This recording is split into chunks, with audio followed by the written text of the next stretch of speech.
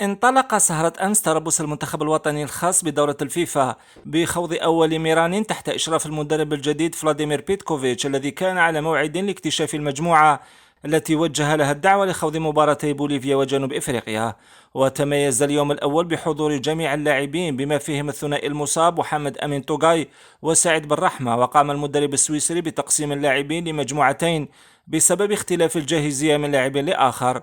وقامت المجموعة الأولى على أرض الملعب بتدريبات خفيفة بالكرة، في حين اكتفت المجموعة الثانية بالتدرب في صالة الجيم لتقوية العضلات تحت إشراف المعد البدني.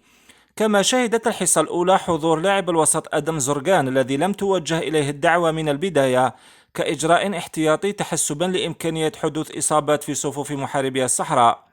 وما ميز اليوم الأول أيضا أن بيتكوفيتش أصر على حضور الجميع لتناول وجبة الإفطار سويا، حيث كانت حصة تعارف بينه وبين اللاعبين قبل أن يلقي أول خطاب على المجموعة كان تحفيزيا بالدرجة الأولى لنسيان خيبات الكان الأخيرة، موضحا لهم أن العمل سيكون جديدا مع طاقم جديد له فلسفته الخاصة، ومحاولا في نفس الوقت إدماج اللاعبين الجدد في المجموعة وتحسيسهم بأن الجميع على نفس القدر من المسؤولية، وهو تحقيق النتائج الإيجابية للمنتخب الجزائري.